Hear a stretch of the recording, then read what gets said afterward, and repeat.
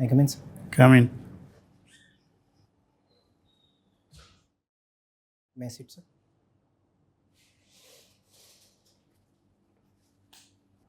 Sheikh Iqbal Arif. Yes, sir. Sheikh No, sir. Shaykh. शाइक। Yes, sir. अच्छा, तो Punjab technical university से आपने बीटेक किया है। Yes, sir. Punjab technical university कहाँ है? सर ये जालंधर में। अच्छा, MIT नहीं, वो BIT मिश्रा रांची से आपने एमटेक किया। Yes. Software engineering. Yes, sir. तो सॉफ्टवेयर इंजीनियरिंग तो आप कुछ कर रहे हैं अभी काम? नहीं सर, काम किया था मैंने, मैं छोड़ दिया उसके बाद। कोविड तक मैंने किया था, उसके बाद। चिप के संबंध में कुछ कर रहे थे आप? Yes sir. क्या ये चिप क्या है? सर जैसे आजकल बहुत सारे जितने भी इलेक्ट्रॉनिक्स आइटम्स होते हैं उसमें सर जो एक तरह से कह लीजिए उसका जो ब्रेन होता है वो सेमीकंडक्टर चिप होता है। तो उसी के रिगार्डिंग उसका डिज़ाइनिंग, उसमें कितने जो है उसका पावर क्या रहेगा, उसी के रिगार्डिंग सर मेरा काम था। तो वो आप डिज़ाइन करते हैं? यस सर, करते थे। Yes sir. तो करते थे माने जब आप नौकरी में थे तब करते थे? Yes sir. Yes sir. अभी चिप के लिए भारतवर्ष में कई कंपनियां हैं जो विदेशों की है, यहाँ स्थापित करने जा रही है। Yes sir. वो क्या है, ज़रा बताएंगे उसके बारे में? सर जैसे यूएस की एक कंपनी है माइक्रॉन सेमीकंडक्टर्स, उसने अपना भी गुजरात में जो फैक्ट्री सेटअप करने का जॉइंट वेंचर किया है, जो कि सर इंडिया अभी जो है बहुत ही इस फील्ड में अभी बहुत नेसेंट स्टेज पर है, जो कि नेक्स्ट जो रिवॉल्यूशन इलेक्ट्रॉनिक्स में आएगा वो चिप रिगार्डिंग ही आएगा। तो इसलिए इंडिया उस रास्ते में सर एक जो आगे कदम बढ़ा रहा है, इन सारे कंपनी के निवेशक जो यहाँ होंगे उसकी वजह से। इलेक्ट्रॉनिक बनाने वाली जो इंडस्ट्रीज अभी है, इलेक्ट्रॉनिक उपकरण जो बनाती है, इक्विपमेंट्स, वो अभी चिप कहाँ से ला रही है? सर इंडिया में फैब्रिकेशन की सुविधा भी बहुत कम है। मतलब डिज़ाइंस तो यहाँ किए जाते हैं लेकिन यहाँ वो फैब्रिकेट नहीं होता है, मतलब वो बनती यहाँ नहीं है। वो जनरली साउथ कोरिया और जो साउथ ईस्ट एशियन नेशंस हैं वहाँ उसकी ज़्यादा फैक्ट्रीज़ हैं। तो इसी के लिए सर इंडिया में अभी उस चीज़ को बढ़ावा दिया जा रहा है कि आप इंडिया में आइए, यहाँ फैक्ट्री लगाइए और यहाँ चिप्स जो है बनाइए। तो साउथ कोरिया की कोई कंपनी आने जा रही है भारत में? सर साउथ कोरिया की एक फॉक्सकॉन कंपनी है जो कि सर ताइवान की कंपनी एक्चुअली है, जो कि सर जो वर्ल्ड की लार्जेस्ट स्मार्टफोन मैन्युफैक्चरर कंपनी है। उसने अभी कर्नाटका में अपना जो है प्लांट सेटअप किया है, जो कि टाटा के साथ मिल करके सर। इस सैमसंग साउथ कोरिया की कंपनी? सैमसंग साउथ कोरिया की कंपनी। तो इसमें कहाँ का चिप इस्तेमाल होता है? सर इसमें भी चिप सर बना हुआ बाहर का ही होता है, यहाँ सिर्फ असेंबल होता है। अच्छा, यस। तो मतलब ये साउथ कोरिया का बना हुआ होता है? सर एक्चुअली जो कंपोनेंट्स होते हैं जैसे चिप्स हो गए और भी चीज़ें हो गई, तो वो इंडिया में बनते नहीं हैं, इंडिया में सिर्फ अभी असेंबल होता है। तो जो भी कंपनीज़ हैं जैसे आईफोन भी है जो अब इंडिया में जो होने लगा है कि बनने लगा है, तो वो इंडिया में सिर्फ असेंबल होता है। सारी चीज़ें बनी हुई बाहर की होती हैं, मोस्टली साउथ कोरिया, चाइना और ताइवान, ये सब जगह से। Software engineering? Yes sir. तो कोई हार्डवेयर इंजीनियरिंग भी होता है क्या? No sir, actually software engineering कहते हैं कंप्यूटर साइंस को, ठीक है। हार्डवेयर में आ गया सर इलेक्ट्रॉनिक्स आ गया, उसके बाद इलेक्ट्रिकल आ गया और सिविल्स भी आप कह सकते हैं, तो ये सब हार्डवेयर में आ जाता है। अच्छा, ये बताइएगा कि भारतवर्ष में नक्सल की समस्या को अंत करने के लिए यस सर, केंद्र सरकार ने संकल्प लिया है कि 2026 तक हम नक्सली गतिविधि को समाप्त कर देंगे। Yes sir. तो ये क्या है, नक्सल गतिविधि क्या है, ये क्यों पनपा, क्यों इतना उत्पात मचा रहा है? सर इसकी हिस्ट्री सर ये एक छोटे से गांव नक्सलबारी से डिराइव की जा सकती है, जो कि बंगाल में पड़ता है। तो वहाँ जो है जो ट्राइबल्स थे उन्होंने जो है हथियार उठा करके एक रेजिस्टेंस के तौर पर ये मूवमेंट खड़ा किया और अभी ये काफ़ी वाइड स्प्रेड फैल गया है नक्सलिज़म, और ये काफ़ी स्टेट्स में है, जैसे सर उड़ीसा में, झारखंड में, आंध्र प्रदेश में और बिहार में भी है और महाराष्ट्र में। और सर सरकार का सर इस पे लक्ष्य ये है कि जो है जो ट्राइबल एरियाज़ हैं उनको सर डेवलपमेंट प्रोवाइड करके, वहाँ जो एम्प्लॉयमेंट अपॉर्चुनिटीज़ बढ़ा करके, वहाँ जो है सर और भी जो मूलभूत सुविधाएं हैं उनका जो है उपलब्धता करा करके, वहाँ इस चीज़ जो पनप रही है नक्सलिज़्म, उस चीज़ को सर हम जो है आसानी से मिटिगेट कर सकते हैं। इनका कोई आइडियोलॉजी भी है क्या? सर इनकी आइडियोलॉजी मोस्टली लेफ्टिस्ट होती है, जो कि कह सकते हैं कि सर जो लेफ़्ट आइडियोलॉजी है, जैसे माओइज़्म हो गया, जो उसको ये फॉलो करते हैं, आर्म्ड स्ट्रगल को फॉलो करते हैं, यही इनकी आइडियोलॉजी है सर। कल 9 अक्टूबर को भारतवर्ष के एक प्रसिद्ध उद्योगपति का निधन हो गया है। उनके बारे में आप कुछ बताइए। सर ये रतन टाटा थे वो सर, काफ़ी सर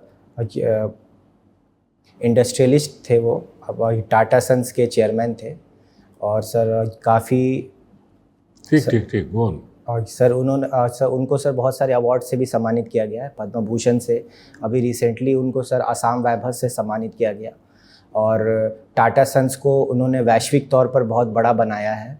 जैसे सर टाटा स्टील अब दुनिया की एक बहुत बड़ी स्टील कंपनी है, उसको दुनिया भर का सबसे बड़ा बनाने में उनका बहुत बड़ा हाथ है। प्लस टाटा नैनो गाड़ी जो लॉन्च हुई थी सर, उनको लॉन्च कराने में उनका बड़ा हाथ है, और बहुत बड़े फिलैंथ्रोपिस्ट भी रहे हैं, और सर ये सारी चीज़ें हैं सर। उनके बचपन के बारे में, कुछ कठिन परिस्थितियों में उनका जीवन भी गुजरा है, इसके बारे में कुछ जानकारी है? सर मुझे जितनी जानकारी है कि उनका जन्म सर 1937 में बॉम्बे में हुआ था। उसके बाद वो सर कॉर्नेल यूनिवर्सिटी में पढ़ने गए यूएस में, और उसके बाद यूनिवर्सिटी में तो वयस्क होने के बाद जाते हैं ना। मैंने केवल बचपन की सर बचपन के बारे में सर नहीं बताना सर, याद देख लीजिएगा, बहुत रिलेवेंट है। ठीक है सर, ठीक है। चूँकि एक बहुत बड़ी हस्ती का निधन हुआ है। जी सर, जी सर। उनका बचपन जो जानकारी मिल रही है उसके अनुसार अनाथालय में गुजरा है। माता और पिता दोनों ने उन्हें त्याग दिया था। डिटेल्स में आप देख लेंगे। Okay sir. शाइक इकबाल, ये भारत में एकल नागरिकता है या दोहरी नागरिकता है? सर सिंगल सिटीजनशिप है। दोहरी नागरिकता क्या होती है? सर दोहरी नागरिकता होती है कि हम किसी देश के भी नागरिक हैं और जिस राज्य में रह रहे हैं वहाँ के भी नागरिक हैं। कोई ऐसा एग्जाम्पल है? सर जैसे यूनाइटेड स्टेट्स ऑफ अमेरिका, वहाँ डुअल सिटीजनशिप है कि आप आप जिस स्टेट के नागरिक हैं वहाँ के भी आप सिटीज़न होते हैं, और जो एज अ कंट्री आप यूएस के भी सिटीज़न होते हैं। एक सर डुअल सिटीजनशिप ये भी होती है, और एक डुअल सिटीजनशिप इसे भी कह सकते हैं कि आप एक साथ दो देश के नागरिक हो सकते हैं। जैसे आप अगर यूएस के नागरिक हैं तो आप कनाडा के भी नागरिक साइमल्टेनियसली हो सकते हैं। ये भी डुअल सिटीजनशिप का एक क्या भारतीय संविधान इसको अलाउ करता है? नहीं सर, भारतीय संविधान इसको अलाउ नहीं करता। ठीक। हमारे यहाँ रिसेंटली जो है एक रिकमेंडेशन चर्चा का विषय है, वन नेशन वन इलेक्शन। इसके पक्ष विपक्ष में क्या तर्क हो सकते हैं सर? क्या सही है कदम? सर पक्ष में इसका सर ये विकल्प सबसे बड़ा हो सकता है। इसका जो है हो सकता है कि जो स्टेट्स का जो सर जो खर्चा होता है इलेक्शन में, वो सर बचेगा। और जैसे कि सर जो पिछला जो 2024 का इलेक्शन हुआ इंडिया में, वो सर वर्ल्ड का सबसे एक्सपेंसिव इलेक्शन था, और इतने हम सबसे बड़ी डेमोक्रेसी हैं, तो इसके वजह से सर ख़र्चा बहुत होता है, पहली चीज़। सर दूसरी चीज़ ये है कि डिफरेंट टाइम पे और जो है हमेशा सर इलेक्शंस होते रहते हैं, तो कहा जाता है कि सरकारें कैंपेन मोड में ही चलती रहती हैं और सही तरीके से काम नहीं हो पाता है। तो अगर उस चीज़ को हम मिटिगेट कर सकते हैं कि इलेक्शंस एक साथ हो, तो उससे जो है गवर्नेंस में फ़ायदा होगा। और सर इसका सर ये कॉन्स ये हो सकता है कि फेडरलिज़म और सर इसकी जो कंडीशंस हैं उस पर सर कुछ सर कह सकते हैं कि कुछ हानि होगी, कह सकते हैं कि सर जैसे किसी स्टेट को अगर अभी 5 साल के लिए चुना गया है और किसी कारणवश वहाँ जो है ये हो गया, मिड टर्म इलेक्शंस आ गए, तो उसको इलेक्शंस को सरकार चलने दिया जाएगा, या वहाँ की जो है जनता अगर जो है सरकार को नकार देती है तो फिर से इलेक्शंस कराने के लिए वेट करना होगा कि एक साथ ही इलेक्शंस हो। तो ये कॉन्स कहा जा सकता है सर। तो इसके सॉल्यूशंस बतलाए गए हैं उसमें, रिकमेंडेशंस में, इस तरह की परिस्थितियों के लिए। सब परिस्थितियों के लिए कहा गया है कि बहुत सारे अमेंडमेंट्स लाने पड़ेंगे, और कि अगर ऐसा कभी समस्या उत्पन्न होती है तो एक केयरटेकर गवर्नमेंट को जो इंटरिम तौर पर जो है कमान दी जा सकती है। बट सर वही है, कॉन्स है, अगर करना चाहे सरकार तो कर सकती है, बस यही। ये सरकार का चीज़ नहीं है ना, ये तो इलेक्शन ऐसी प्रक्रिया है जिसकी वजह से जो है आउटकम की वजह से सरकार बनती। अभी 2 दिन पहले जो है कहाँ इलेक्शन हुआ है, क्या रिजल्ट आया उसका? सर हरियाणा में इलेक्शन हुआ है और जम्मू कश्मीर में इलेक्शन हुआ है। अगला इलेक्शन कहाँ है? सर अगला इलेक्शन सर झारखंड में है और महाराष्ट्र में। तो ये स्टेट में इलेक्शंस जो होते हैं, यस सर, वो एक्चुअली क्या आप सोचते हैं कि नेशनल इलेक्शंस बन जाते हैं? माने स्टेट इलेक्शंस में जो हार जीत होता है, यस सर, है ना, उसकी वजह से कोई सत्तारूढ़ पार्टी है, कोई विपक्ष पार्टी है, यस तो सर, इससे लोग बहुत तरह के कंक्लूजन्स, इन्फ्रेंसेस ड्रॉ करने लगते हैं यस सर, अपने पक्ष में, विपक्ष में। यस सर, और ख़ासकर जो अभी कुछ पार्टियों द्वारा जो है ईवीएम पर भी क्वेश्चन किया जा रहा है। Yes sir. तो इस संदर्भ में आप क्या देखते हैं, इलेक्शन कमीशन की क्या भूमिका है? सर इलेक्शन कमीशन की भूमिका यही है कि जो सबसे पहला उसका मैंडेट है, जो कॉन्स्टिट्यूशन के द्वारा बताया गया है, फ्री एंड फेयर इलेक्शंस, जो कि कॉन्स्टिट्यूशन में मेंशंस भी है। तो सर अगर मेरा ऐसा मानना है कि अगर सर किसी प्रक्रिया में किसी एक पार्टी को या किसी भी एक जो भी उस प्रक्रिया में भाग ले रहा है, अगर उसे कोई संदेह है, शंका है प्रोसेस को लेकर या किसी और चीज़ को लेकर, तो उसे जो भी कंडक्टिंग करने वाली जो ऑर्गेनाइजेशन है उससे उसका कम्प्लीटली सर उसका निवारण करना चाहिए। उसको जवाब जो है संतोषजनक जवाब दे करके उस चीज़ को ये करना चाहिए, ताकि सर लोगों का भरोसा बना रहे। एक्चुअली सर जो पार्टियां सवाल उठाती हैं उनका अपना तो मोटिव होता ही है, लेकिन उसके पीछे सर लोगों की भी आशाएं जुड़ी होती हैं। लोग पार्टी को वोट देते हैं, किसी भी पार्टी हो, तो सर उसके वजह से, और जब सर ऐसा सवाल ज़्यादा उठने लगते हैं तो लोगों का भी थोड़ा भरोसा सर ये होता है कि कुछ तो बात है। तो इसलिए सर ये अभी डेवलपमेंट जो हुआ उसमें क्या आपको लगता है कि ईवीएम हैक हुए, ईवीएम में दुरुपयोग हुआ है हरियाणा के चुनाव में या जम्मू कश्मीर के चुनाव में? सर अब ये तो सर सब जुडिस चीज़ है। अगर किसी पार्टी को दिक्कत है कि ऐसा रिज़ल्ट उसके अनुकूल नहीं आया है या किसी प्रोसेस में दिक्कत आई है, तो सर वो इलेक्शन कमीशन के पास लेकर के जाते हैं अपनी शिकायतें, इलेक्शन कमीशन उसका जवाब देते हैं। और अगर फिर भी सर वो सेटिस्फाइड, मेरा ये कहना है कि अपने आप में क्वेश्चन उठाना ही डिस्क्रेडिट करता है किसी भी इम्पार्शियल इंस्टीट्यूशन को। फॉर एग्जांपल मान लीजिए आप बीपीएससी में जा रहे हैं, यस आप इंटरव्यू देंगे, यस सर, कल आपका नहीं सिलेक्शन हो, यस तो आप आरोप लगाएंगे कि मेरा रिजल्ट ठीक नहीं हुआ। ये कहाँ तक सही है? नहीं सर, ये बिल्कुल सही नहीं है। 12 बजे तक का रिजल्ट आता है, उसके फेवर में होता है, यस कोई भी हमें गड़बड़ी नहीं, लेकिन 12 बजे के बाद जो है तरह तरह के गड़बड़ी सर, वो सिर्फ ब्लेम गेम भी होता है। नहीं, तो इससे ये पनिशेबल होना चाहिए कि नहीं? किसी तरह का गलत आधारहीन जो आरोप है यस सर, किसी भी कॉन्स्टिट्यूशनल बॉडी के खिलाफ लगाकर उसको आप डिस्क्रेडिट कर रहे हैं पब्लिक निगाह में। खासकर इसका जो है इंटरनेशनल स्फीयर में काफ़ी गलत मैसेज जा रहा है, और उसी को कोट करके कहें कि देखिए या फ्री एंड फेयर इलेक्शंस नहीं होते हैं। यस सर, तो आपको क्वेश्चन करना है, सब जुडिस बना सकते हैं, लेकिन पब्लिकली इस तरह के जो है जहाँ आधारहीन इस तरह के तथ्य आते हैं, यस सर, तो वही ये सिचुएशन जो है प्रजातंत्र के लिए कैसा है, घातक है या नहीं सर, हानिकारक है। सीएए क्या है सर? सिटीजनशिप अमेंडमेंट एक्ट है। इसमें क्या मुद्दा है, क्या प्रॉब्लम है? सर सिटीजनशिप अमेंडमेंट एक्ट में सर भारत सरकार ने ऐसा कानून लाया कि जो भारत के पड़ोसी देश हैं और जो नॉन माइनॉरिटीज़ हैं, मतलब जो वहाँ के माइनॉरिटीज़ हैं, उनको भारत जो है 2014 के बाद जो है सिटीजनशिप देगा।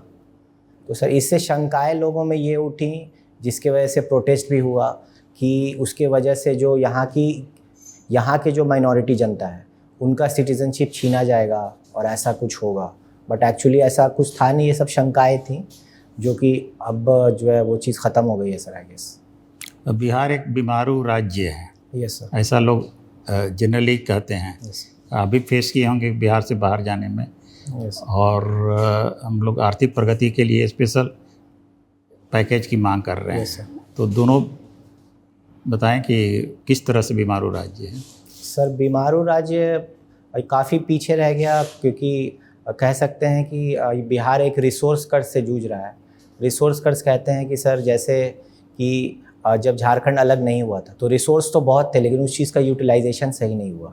यहाँ इंडस्ट्रीज़ अच्छे नहीं लगे, यहाँ मैन्युफैक्चरिंग सेक्टर को बढ़ावा नहीं दिया गया, उसके वजह से जो है काफ़ी यहाँ का विकास पीछे हो गया। और सर और अभी का ये केस है कि सर बिहार सर्विस सेक्टर पे ज़्यादा डिपेंडेंट है, और सर्विस सेक्टर जो उतना अभी पनप नहीं रहा है बिहार में। मैन्युफैक्चरिंग सेक्टर एक्चुअली जो है बहुत कम है, तो स्पेशल पैकेज की मांग की जा रही है ताकि सर इन सेक्टर्स को एक नया बूस्ट मिल सके, जॉब एम्प्लॉयमेंट, जॉब जनरेशन हो सके, इंफ्रास्ट्रक्चर डेवलपमेंट हो सके, ताकि बिहार इस छवि से बाहर निकले और आगे बढ़े। क्या आप सजेस्ट करेंगे इसके लिए? बिहार को क्या करना चाहिए? चीफ मिनिस्टर को क्या करना चाहिए? सर सबसे पहले तो सर कह सकते हैं कि रेवेन्यू के सोर्स बढ़ा सकते हैं, और ये नए जो है सर जॉब जनरेशन की कोशिश कर सकते हैं। और सर जो कि कोशिश चल रही है अभी पिछले 1-2 सालों में, काफ़ी जो है जॉब क्रिएशन पे ध्यान दिया गया है, और इंफ्रास्ट्रक्चर बहुत बूस्ट किया जा रहा है। कनेक्टिविटी, लॉजिस्टिक्स बहुत अच्छी हुई है बिहार में, जिसके वजह से सर डेवलपमेंट हो रहा है और आगे भी सर होगा। सर शराबबंदी के बारे में क्या आपका कहना है? सर शराबबंदी के वजह से सर जो कह सकते हैं कि सर रेवेन्यू लॉस बिहार को बहुत हुआ है, जो कि बिहार ऑलरेडी एक सर रेवेन्यू स्ट्रैप्ड स्टेट है, मतलब कम रेवेन्यू है, इसके पास अपना रेवेन्यू बहुत कम होता है। तो ऐसे में सर शराबबंदी जब हो गई तो उसके वजह से रेवेन्यू जो और ज़्यादा कम हो गया। और सर इसका पॉजिटिव इफ़ेक्ट भी हुआ है। पॉजिटिव इफ़ेक्ट ये हुआ है कि लोगों के सर खान पान में सर प्रोटीन इन्फ्लेशन में प्रोटीन में बहुत फ़ायदा हुआ है। और सर इसका नुकसान ये हुआ है कि बूट लेगिंग स्टार्ट हो गई है, अवैध धंधा स्टार्ट हो गया है, जिसके वजह से सर मतलब इकॉनमी सफ़र कर रही है, एक पैरेलल इकॉनमी स्टार्ट हो गई है सर। अब डीवाईएसपी फर्स्ट प्रेफरेंस दिए हैं, यस सर। फिर एक्साइज सुपरिटेंडेंट दिए हैं। Yes sir. तो इस संबंध में आप मतलब कि जो सरकार की नीति है शराबबंदी वाले, यस सर, उसमें ऐसा क्या करेंगे कि जो हुश ट्रेजडीज है यस वो बंद हो, या जिसका मिसयूज हो रहा है जैसे कि आपने भी बताया वो बंद हो जाएगा? सर सबसे पहले सर सर्वेलेंस बढ़ाना चाहिए। सबसे जो इम्पोर्टेंट चीज़ वही है कि सर्वेलेंस बढ़ेगी। अगर इंटेलिजेंस हमारी सही रहेगी तो जो अवैध तस्करी जो किसी भी जो है बॉर्डर के उधर से होती है, चाहे स्टेट बॉर्डर हो चाहे इंटरनेशनल बॉर्डर हो, उससे हम रोक सकते हैं, उस पर सही जगह पर हम पकड़ सकते हैं। तो अगर सर बाहर से ही तस्करी कम होगी तो सर हम उसे बिहार में उसका जो फैलाव है उसे रोक सकते हैं। और सर हुज स्ट्रेटजी जहाँ तक की बात है कि जो है जहरीली शराब बनाई जाती है अक्सर गांव घर में, उस चीज़ के लिए सर हम ज़्यादा अच्छी मॉनिटरिंग कर सकते हैं और लोगों को अवेयर कर सकते हैं कि जो है ये गलत है और ऐसा है। आपका ट्रेड क्या है बीटेक में? Sir electronics and communication. Electronics communication में क्या करते हैं? सर इलेक्ट्रॉनिक्स कम्युनिकेशन में सर डिफरेंट जो इलेक्ट्रॉनिक डिवाइसेस हैं, उनके कंपोनेंट्स हैं, उनके कम्युनिकेशन, ये सब के बारे में पढ़ते हैं सर। कॉमनली यूज जो डे टू डे लाइफ में इक्विपमेंट्स जो होता है उसके बारे में बताइए। सर जैसे मोबाइल बहुत आम चीज़ है, हम यूज़ करते हैं, तो मोबाइल के थ्रू हम दो लोगों में कम्युनिकेट करते हैं थ्रू सैटेलाइट ट्रांसमिशन और वायरलेस ट्रांसमिशन। Yes sir. ये आपका इलेक्ट्रिकल इंजीनियरिंग में और आपके इसमें क्या फ़र्क है इलेक्ट्रॉनिक्स से कम्युनिकेशन? सर इलेक्ट्रिकल में सर हम बेसिकली इलेक्ट्रिसिटी जनरेशन के रिलेटेड जो ट्रेड होते हैं उस पर ध्यान देते हैं। जनरेशन एंड डिस्ट्रीब्यूशन नहीं सर, डिस्ट्रीब्यूशन भी सर, उस ब्रांच के बारे में हम बस डिफरेंस बता रहे हैं। सिंपल चीज़ है। Yes sir. और सर इलेक्ट्रॉनिक्स में हम बेसिकली सर संचार पे ज़्यादा ध्यान देते हैं, कम्युनिकेशन कि कम्युनिकेट कैसे करेंगे, वायरलेस करेंगे, वायरलेसली करेंगे, ऐसे करते हैं। नहीं तो आप जो है इलेक्ट्रॉनिक कम्युनिकेशन में डीसी करंट का भी यूज़ करते हैं? ये सर डीसी करंट यूज़ करते हैं, कर सकते हैं। Yes sir. एसी क्यों नहीं करता? सर एसी ऑल्टरनेटिंग करंट होता है, उसकी फ्रीक्वेंसी चेंज होती रहती है। डीसी ज़्यादा एक जो है सर कांस्टेंट करंट प्रोवाइड करता है, जो कि इलेक्ट्रॉनिक्स कंपोनेंट के लिए बेटर होता है। अच्छा, ठीक है। और ये सॉफ्टवेयर डेवलपर भी आपने लिखा है? Yes sir. सॉफ्टवेयर में क्या डेवलप करते हैं? सर जहाँ मैं काम करता था वो एक स्टार्टअप कंपनी थी, तो उसकी मैं वेबसाइट डेवलपमेंट में था। तो वेबसाइट डेवलपमेंट में मैंने एक काम किया था और उसके बाद फिर मैंने वहाँ छोड़ दिया। नहीं, जैसे सॉफ्टवेयर मान लीजिए कोई इंश्योरेंस कंपनी है, यस सर। वो आपको अपना रिक्वायरमेंट देगा, यस सर। है ना? Yes sir. कैसे क्या नहीं करना है, कितना Yes, क्या करना है, नहीं Yes, करना है, तो उसके अनुरूप आप डेवलप करेंगे। Yes sir.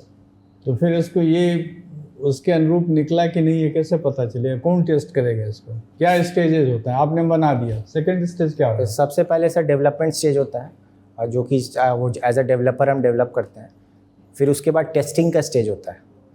जो लोग टेस्टर होते हैं वो सॉफ्टवेयर को चेक करते हैं कि क्या वो किसी बग्स मतलब सही बना है कि नहीं, कोई गड़बड़ तो नहीं है।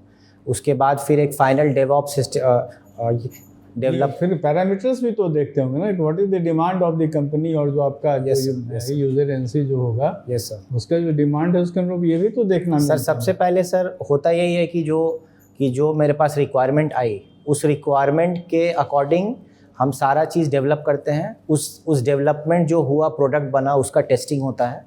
और लास्ट में फिर सर जब क्लाइंट को दिखाने की बारी है कि हाँ ये मैंने बनाया है और आपका ये प्रोडक्ट है, तो क्लाइंट फिर देखता है। अगर उसके बाद उसका कोई फीडबैक उसमें होता है तो फिर सर वो देता है और फिर हम उसमें फिर से इनकॉर्पोरेट करते हैं।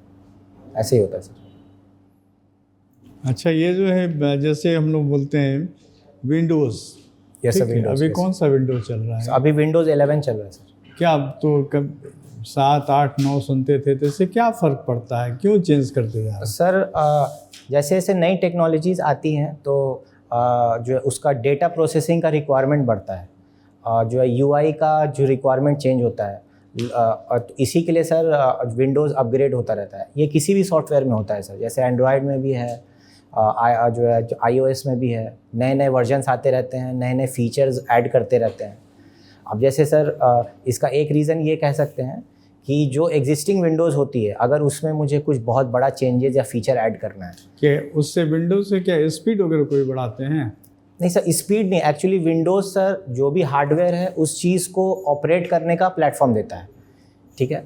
तो सर अगर जैसे मैं कह रहा हूँ कि मैं विंडोज़ 7 आज यूज़ कर रहा हूँ और कल को कोई ऐसा कुछ नया मुझे कैपेसिटी बढ़ानी है अपने सिस्टम में, तो वो विंडोज़ 7 सपोर्ट नहीं कर पाएगा। अच्छा, तो इसलिए मुझे अपग्रेड करना पड़ेगा दूसरे विंडोज़ में। इसी के लिए सर जनरली उसका आइट्रेशंस आता रहता है। अच्छा, ये एंड्रॉयड सिस्टम है, एक iOS सिस्टम है, यस सर। है ना? Yes sir. एप्पल वाले iOS करते हैं। Yes sir. हाँ, यस सर। क्या बेसिक फर्क क्या है? Which one is better technology और which one is easier? Sir वो तो सर अपने यूसेज पे डिपेंड करता है। कुछ लोगों को iOS ज़्यादा पसंद आता है, कुछ लोगों को एंड्रॉयड ज़्यादा पसंद नहीं, आता है। Technically I am asking. Okay sir, technically sir iOS कह सकते हैं ज़्यादा टेक्निकली सुपीरियर है, क्योंकि ज़्यादा सिक्योर होता है वो। जो उसमें सिक्योरिटी फीचर ज़्यादा हाई होते हैं एंड्रॉयड से। तो sir iOS is more secure, और सर उसका UI ज़्यादा स्मूथ होता है। ऐसा ही है सर। अच्छा, चलिए ठीक है। चलिए थोड़ा हिस्ट्री वगैरह का बताइएगा कुछ। यस सर, बिल्कुल सर। ये बताइए, हमारा अभी जैसे रशिया यूक्रेन में वार चल रहा है, यस सर। ईरान भी कूद रहा है, फिलिस्तीन का इशू है, इजराइल का इशू है। यस तो हमारा स्टैंड क्या है? जो पहले मेरा लॉन्ग बैक स्टैंड था नॉन अलाइनिंग वाला, अभी हमारा क्या स्टेज, हमारी क्या स्ट्रेटेजी, या हम किस तरह से जाने जा रहे हैं वर्ल्ड के सामने? सर अभी सर इंडिया की सबसे बड़ी स्ट्रैटेजी यही है कि मल्टी अलाइनमेंट। इंडिया अपने इश्यूज़ पे जो है लोगों के साथ अलाइंड होता है। जो इंडिया के नेशनल इंटरेस्ट को सूट करता है, उस हिसाब से सर वो उसके साथ अलाइन होता है। जैसे कि सर कह सकते हैं कि रशिया यूक्रेन जब युद्ध स्टार्ट हुआ तो पूरे विश्व में रशिया का बहिष्कार किया गया कि आप उसे बॉयकॉट करिए, बट इंडिया ने अपना स्टैंड बरकरार रखा कि नहीं, मुझे जो है अभी रशिया से ज़्यादा फ़ायदा हो रहा है, इसलिए क्योंकि मैं उससे जो है चीप ऑयल ख़रीद रहा हूँ। ये बात तो बोलेगा नहीं ना इंटरनेशनल एरिना में, ये बात तो इंडिया नहीं बोलेगा ना कि हमको ज़्यादा फायदा है इसलिए हम रशिया को नहीं सर, ये बोलना नहीं होता है एक्चुअली सर, वो अपना stand bus, that is diplomacy ना। ये सर अपना स्टैंड दिखाना होता है कि I am standing by this. और ये भी, और सर जो हमारे सर फॉरेन मिनिस्टर हैं एस जयशंकर साहब, उन्होंने सर एक बहुत अच्छी बात कही थी कि Europe, that sir Europe's problem is not world's problem. Generally कहा यह जाता है कि यूरोप का जो प्रॉब्लम है वो सबका प्रॉब्लम है, तो इंडिया ने बहुत कैटेगोरिकली इस चीज़ को डिनाई किया कि ये यूरोप का प्रॉब्लम है, ये हमारा प्रॉब्लम नहीं है, और हम इसे अपने तौर पर डील करेंगे। नहीं, अभी जो इजराइल वाला है वो तो यूरोप का प्रॉब्लम नहीं नहीं है, सर, वो नहीं है ना। सर इस पर क्या स्टैंड है हम लोगों का? सर इजराइल और जो ये युद्ध है, ये सर पहली बात है कि वो इशू बेस्ड उनका पर्सनल युद्ध है, उससे इंडिया का बहुत डायरेक्ट रिलेशन नहीं है। नहीं बोल रहा ना कि वर्ल्ड वॉर शुरू हो सकता है, ये हो सकता है। यस सर, वो तो है बिल्कुल कि स्पिल ओवर इफेक्ट्स होते हैं और अदर चीज़ों के बहुत ज़्यादा इफेक्ट्स हो जाते हैं, जैसे स्पेशली। नहीं, स्टैंड क्या है इंडिया का, ये बताइए ना। किसी को पर्टिकुलर टिल्टेड है किसी को, इजराइल नहीं सर, इंडिया सर या मिडिल ईस्ट के जो सर इंडिया सर जो है अभी इजराइल और पैलेस्टाइन रिलेटेड एक डीहाइफिनेटेड पॉलिसी जो है फॉलो करता है। इसका मतलब ये है कि सर दोनों के साथ जो इंडिया के रिलेशन है वो दोनों अपने मेरिट्स पे इंडिया कंसीडर करता है। पहले इंडिया पैलेस्टाइन का सपोर्ट करता था, बट अब आइडियलिज़म से रियलिज़म की तरफ इंडियन फॉरेन पॉलिसी ट्रांसफ़र हुई है। उसके वजह से सर दोनों कंट्री के जो इंडिया के साथ जो इंडिविजुअल जो स्टैंड है उसके बेसिस पे सर दोनों को सपोर्ट करता है।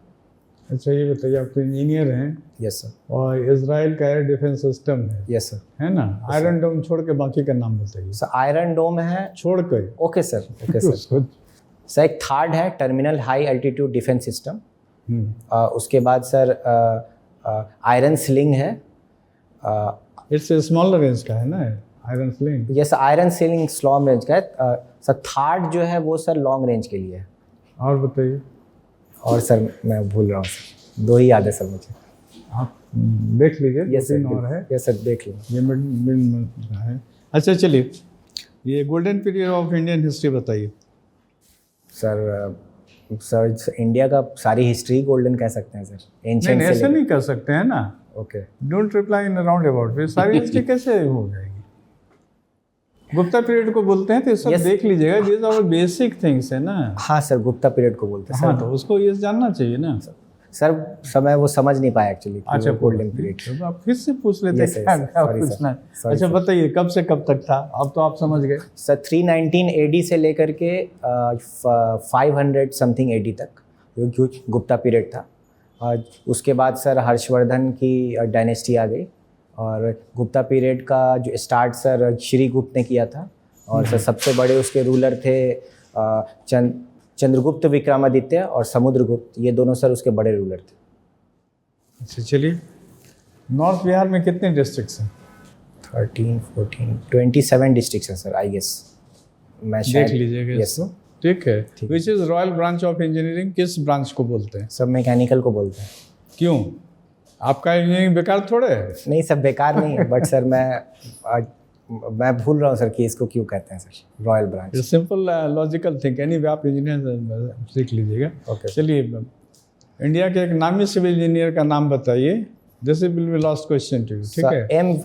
एम विश्वेश्वरैया, ये एक सिविल इंजीनियर थे। N और M सर। एम पूरा नाम मालूम है सर? पूरा नाम नहीं मालूम। आप इंजीनियर, आप लोग को जानना चाहिए सर। इंजीनियर्स डे उन्हीं के नाम पर मनाया जाता है। कब है इंजीनियर्स डे? सितंबर में था। चलिए हम बता देते हैं। आप डेट बताइए सर। शायद सर नहीं याद है सर। ठीक है, उसको देख डेट भी बता ही दीजिए। ठीक है ना। ठीक है सर, देख लेंगे सर। आपके साथ हुए इंटरव्यू के बारे में हम लोग अपनी एक राय कायम करते हैं। जी सर। फिर आपको बुलाकर बताते हैं। आप 1 मिनट वेट करेंगे। Thank you sir. Thank you sir.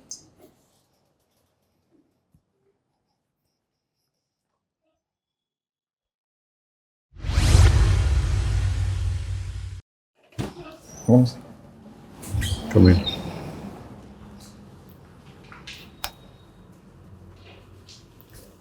लगभग आधे घंटे का आपका मॉक इंटरव्यू यहाँ हुआ है।